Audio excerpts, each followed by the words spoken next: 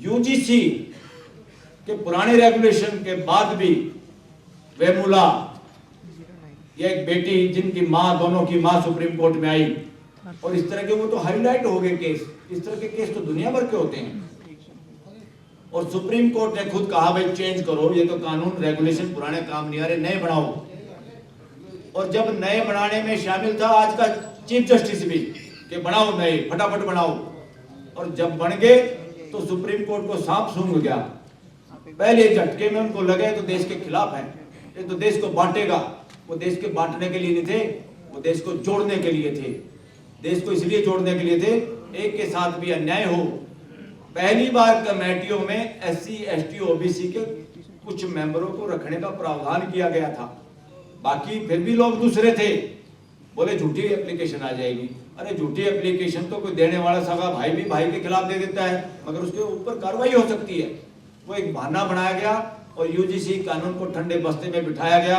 पूरा देश majority UGC regulation को चाहती थी। उसके बाद देश का अपमान किया सुप्रीम कोर्ट ने, देश की भावना और सच्चाई को इग्नोर किया सुप्रीम कोर्ट ने, इसलिए देश का कंटेम्प्ट किया सुप्रीम कोर्ट ने। साथियों, एक ताजुब देखो कि इतना जल्दी इमीडिएट पता चल जाता है और वहां पे सरकार खुद रेगुलेशन बढ़ाती है और सरकार की तरफ से जो पेश होते हैं वकील, जो आपके पैसे से तनख्वाह खर्चा लेते हैं, वो चुप रहते हैं, वो पैरवी नहीं करते सरकार के बनाए हुए कानून का। जैसे लोग आम भाषा में कहते हैं ना, वकील मार लिया, यानी अपोजिशन या सरकारी वकील को खरीद लिया। उसी तरह के देश के लोगों की जो भावना है वही हुआ सुप्रीम कोर्ट के अंदर। और वो आंखें देख के जज समझ गया भाई सरकार क्या चाहती है, और सरकारी जज जब बात करता है वो समझ जाता है जज कि सरकार क्या चाहती है, मुझे करना क्या है। इसीलिए सुप्रीम कोर्ट के कुछ जजों ने खुद कहा है कि कुछ लोग बहुत ज्यादा मेहरबान हैं सुप्रीम सरकार पे लोग। साथियों, सरकार, संविधान देश का किसी को CM PM MLA MP IAS IPS बनाने के लिए नहीं बना। संविधान सिर्फ और सिर्फ देश में मानवीय व्यवस्था खड़ी करने के लिए, उसको रोज मजबूत करने के लिए और देश के अंदर भाईचारा कायम रहे उसके लिए बना हुआ है। सोशल जस्टिस अभी तक बहुत अधूरा है। इकोनॉमिकल जस्टिस, हर आदमी कमा के खाना चाहता है, लोग कमाने से, काम करने से कोई नहीं कतरा रहा। लोगों के मौकों पे जानबूझ के डाका डाला जाता है, इसलिए देश में भेदभाव है, आर्थिक रूप से भेदभाव। इसको हम इस तरह से नहीं बांट सकते कि कभी थोड़ा बहुत कर्जा माफ कर दिया, कभी निःशुल्क राशन दे दिया। इस निःशुल्क राशन का नाम भी बार बार प्राइम मिनिस्टर कहता है फ्री राशन, फ्री राशन। हमारे जैसे आदमी ने भी ट्वीट करना पड़ा कि बकवास बंद करो, फ्री राशन अपने घर से दे रहा है क्या? ये देश का उत्पादन है जो गोदामों में है, इस देश की धरती से पैदा हुआ है, इस देश के किसान और मजदूरों ने मिलकर पैदा किया हुआ है, और ये देश की संस्कृति है यहाँ के गाँव की। तुम्हारी वर्णवादी कुव्यवस्था की वजह से हमारा एक एक गांव में जातिगत भेदभाव को पक्का करने का षड्यंत्र चला और लोग उसके शिकार हुए। और मैं कहना चाहूंगा इवन SC समाज में भी आपस के अंदर ही अंदर हम सब वर्णवादी कुव्यवस्था की मानसिकता से ग्रस्त हैं। ये उदाहरण मैंने खुद देखा है। मैं बाई चांस 90 में मौका मिला गांव का यूनानिमसली सरपंच होने का, तो जहां पंच चुनने की जिम्मेदारी भी डाली गई गांव ने, तो हमने पंच भी अपने चुने।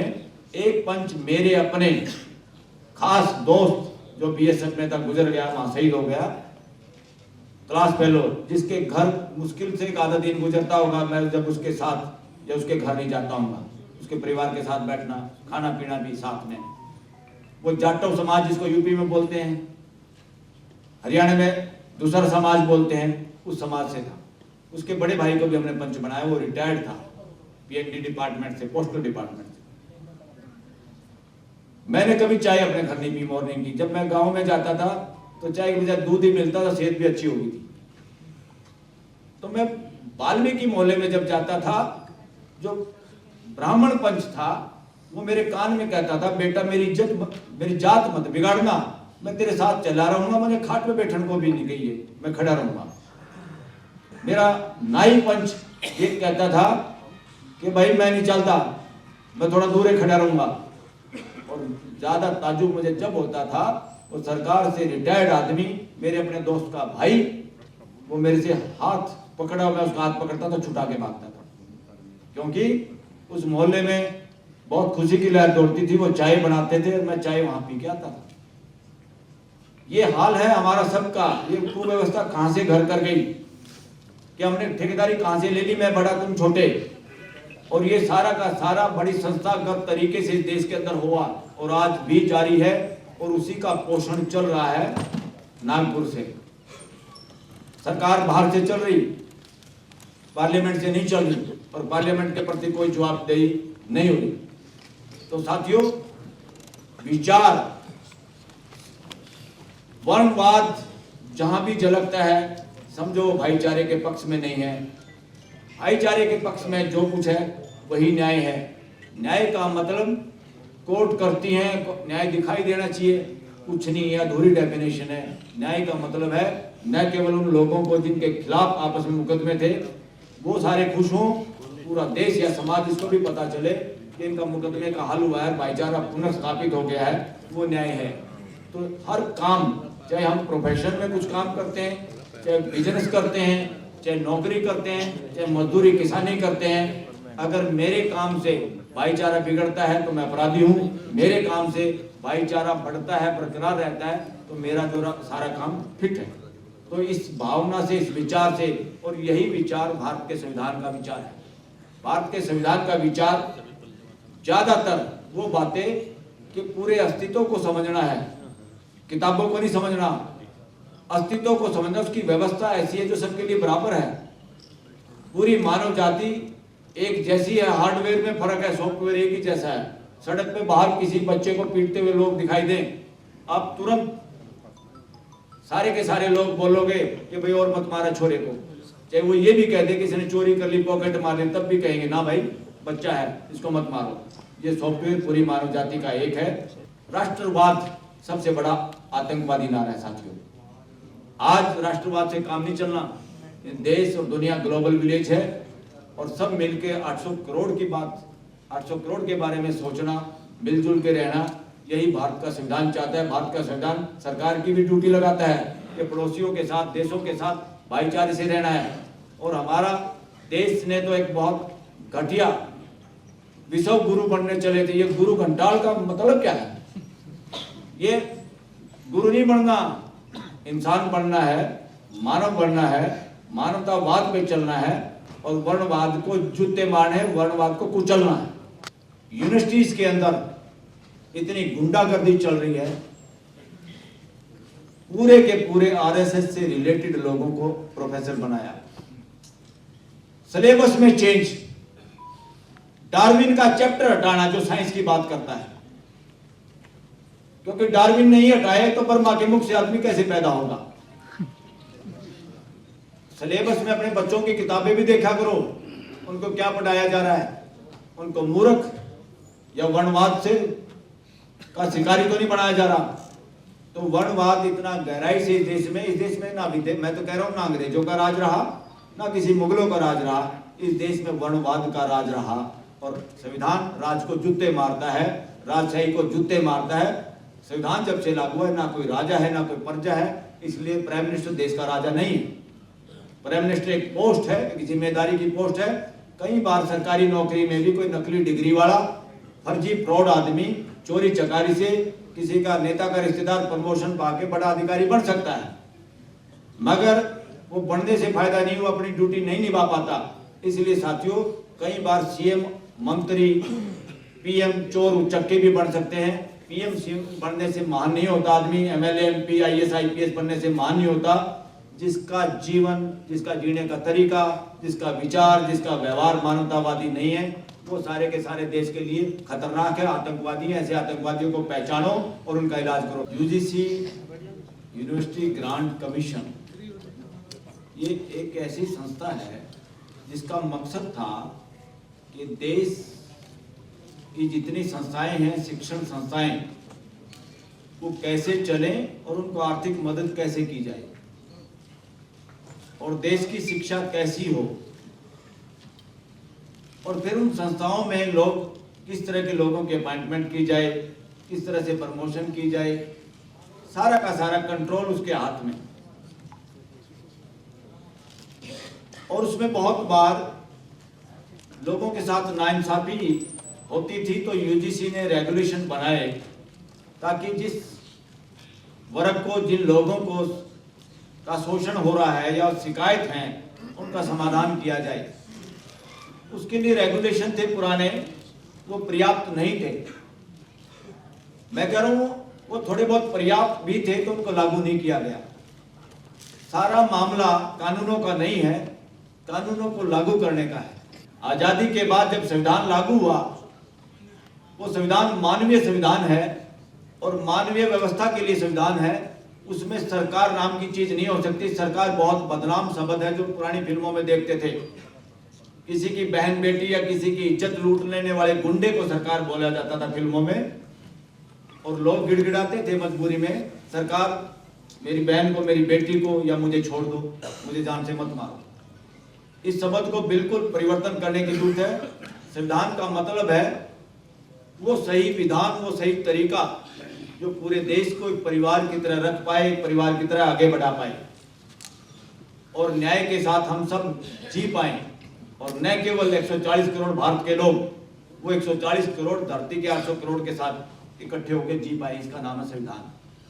और संविधान ये जिम्मेदारी देता है और संविधान ये समझता है। संविधान में जो अधिकार मिले हैं लोगों को, वो किसी की खैरात नहीं, किसी भगवान ने नहीं दिए, किसी और ठेकेदार ने नहीं दिए, किसी सरकार ने नहीं दिए। वो उन अधिकारों के बिना वो प्रकृति प्रदत्त हैं। प्रकृति में ऐसा ही आदमी को पैदा किया है, उन बातों के बिना आदमी मर जाएगा, मिट जाएगा, उनके बिना जिंदा नहीं रह सकता। जैसे बोलने का अधिकार, अगर घर में बीवी भी कहे हलवा खाओ, पूरी खाओ, और जबान को लगाम लगाओ, सारा दिन बोलना नहीं, किसी को भी वो स्वीकार नहीं होगा। कोई भी कहेगा भाई सूखी रोटी खा लेंगे, भूखे रह लेंगे, बोले बिना नहीं रह सकते। तो ये जो अधिकार हैं, ये तो प्रकृति में का स्वभाव ऐसा है इंसान का, तो उस तरह से ये अधिकार मिले। तो यूजीसी में, यूनिवर्सिटियों में क्या गड़बड़ हो रही है? दो बहुत बड़ी गड़बड़ है जिस पर आप लोगों को ध्यान देना चाहिए। देश के संविधान की जो प्रस्तावना है, प्रस्तावना शब्द ऐसा है जो आम भाषा में इस्तेमाल नहीं होता। प्रस्तावना का असली मकसद है लक्ष्य। संविधान का क्या लक्ष्य है, संविधान क्या हासिल करने चाहता है, संविधान किस लिए बनाया है, वो उन शब्दों को हम प्रस्तावना कहते हैं। भाई क्या प्रस्ताव है संविधान का देश की जनता के लिए, या देश की जनता ने संविधान अपने ऊपर खुद लागू किया है, इसका मकसद क्या है? उसका सबसे बड़ा मकसद है जितने 140 करोड़ लोग हैं वो परिवार की तरह रह पाए और सबको न्याय मिले। सामाजिक न्याय सबसे पहले। सामाजिक न्याय का मतलब क्या कि पूरे 140 करोड़ लोग एक दूसरे को अपने जैसा समझ पा रहे कि नहीं समझ पा रहे। आज 80 साल के बाद भी अपने जैसा नहीं समझ पा रहे। और आज इस देश की सरकार जिसको चलाने की ड्यूटी, जिसके प्रति सबकी ड्यूटी है, वो देश की पार्लियामेंट, आपके प्रतिनिधियों की।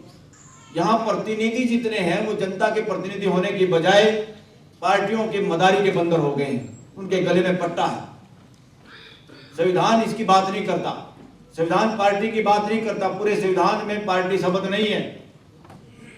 पार्टियां बनाने के लिए पार्लियामेंट ने कानून बनाया, रिप्रेजेंटेटिव एक्ट। उसका मतलब है कि भाई देश में कोई ऐसा जुगाड़ करो पार्टियों का, ताकि वो नए नए लोगों को, सब लोगों को, विचार वाले लोगों को, एनर्जी वाले लोगों को शामिल करें, जिनको संविधान की नॉलेज दें और उनको जनप्रतिनिधि बनाने के लिए तैयार करें, प्योद तैयार करें। ये काम है पॉलिटिकल पार्टी का असली, संविधान के तहत। पर प्योद तैयार हो रही है या प्योद का विनाश हो रहा है? नए लोगों को मौका मिल रहा है क्या किसी पार्टी में? नहीं। अच्छे लोगों को मौका मिल रहा है क्या किसी की पार्टी में? नहीं। पार्टियों को दुकानों की तरह चलाया जा रहा है देश के अंदर, जो कि गैर संवैधानिक है। संविधान पार्टियों को घर की संपत्ति बढ़ाने के लिए नहीं कहता। नेता वही जो संविधान की प्रस्तावना में लिखे हुए प्रियम्बल के हिसाब से खुद जी रहा है, उसी तरह का धंधा कर रहा है, उसी तरह का उसका आचरण है, जिसका आचरण देश के प्रियम्बल के हिसाब से नहीं, निजी, वो कोई नेता नहीं, वो कोई नेतृत्व नहीं।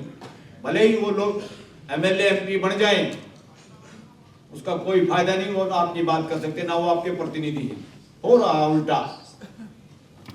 सामाजिक न्याय के लिए सबसे बड़ा रोड़ा जो है वो है वर्णवाद। और आज सरकार जनप्रतिनिधि नहीं चला रहे, वर्णवाद को पोषित करने वाली संस्था चला रही है। वो पार्लियामेंट से देश नहीं चल रहा, आरएसएस के हेडक्वार्टर से देश चल रहा है। लोकतंत्र पार्लियामेंट में दफन हो चुका है। तो इस पे ध्यान देने की जरूरत है। विचारों के साथ, विचारों की परिपक्वता के साथ, विचारों की कसौटी पे आप जांचो अपने प्रतिनिधियों को। टीवी पे सीरियल चलाए गए और वो सीरियल मैं कहूंगा देश के हिसाब से नहीं थे, देश के संविधान के हिसाब से नहीं। ये देश सेकुलर कंट्री का मतलब ये है कि देश का कोई अपना निजी धर्म नहीं है।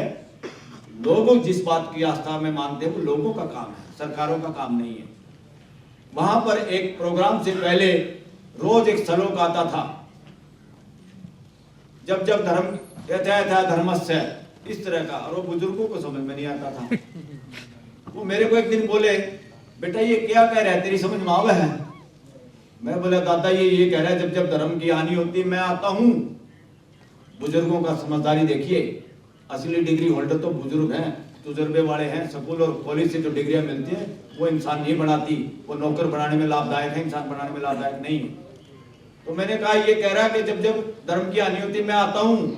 बोले यूं कौन सांड आवा है, इसे तो बटे हुए भी पिटा हम, जो मरने के बाद आता है। तो इस तरह की कथा कहानियों से हासिल क्या होता है? हासिल ये होता है कि पूरी जनता नपुंसक बनती है, वो इंतजार करती है कोई एक मसीहा आएगा, कोई एक और आएगा खागड़, तब हमारी जान बचेगी। ये धंधा छोड़ दो, खागड़ों की बाट देखना छोड़ दो, दूसरों की तरफ देखना छोड़ दो। इस देश के 140 करोड़ लोग ही असली पार्लियामेंटेरियन हैं। आपके प्रतिनिधि हैं वो पार्लियामेंट में बैठते हैं। इसलिए हो गई कि देश की जो व्यवस्था में चलाने वाले लोग हैं, जिनको सरकार नाम से जाना जाता है, उसमें पीएम हो, कोई सीएम हो, मंत्री हो, कोई संतरी हो, उनकी जवाबदेही है उनकी नाक में नकेल डालने का काम और उस नकेल को कसने का काम पार्लियामेंट में बैठे हुए जनप्रतिनिधियों का है। तो क्या पार्लियामेंट प्राइम मिनिस्टर पे नकेल कस पा रही है? क्या विधानसभाएं एमएलए की नकेल कस पा रही हैं? वो सीएम और पीएम अपने आप ही मालिक समझता है पार्लियामेंट का और विधानसभाओं का। किसी भी स्टेट में देख लो, जो जनप्रतिनिधि हैं वो तो बीन बजाते हैं, बस खाली उनके इशारे पे नाचते हैं। उनको प्रश्न पूछने हैं जो देश चाहता है, वो प्रश्न पूछने की हिम्मत ही नहीं।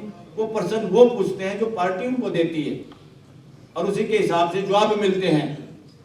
प्राइम मिनिस्टर बोलता है, कोई सीएम बोलता है तो तालियां पीटते हैं। इस वजह से नहीं कि बहुत अच्छी बात कही पीएम ने, सीएम ने, सिर्फ इस वजह से कि कैमरे में शकल कैद हो रही है, ताली नहीं पीटूंगा तो अगली टिकट कट जाएगी। यही सारा गोरख धंधा चल रहा है। ऐसे पीएम कोई भी हो, सीएम को कंटेम्प्ट ऑफ पार्लियामेंट करते हैं, और ऐसे पार्लियामेंटेरियन जो जनता की आवाज नहीं उठा पाते वो कंटेम्प्ट ऑफ सिटीजन्स करते हैं। देश की कंटेम्प्ट, देश की मानहानि। देश की मानहानि सुप्रीम कोर्ट की मानहानि से भी बड़ी है। असली मानहानि देश की जनता की मानहानि।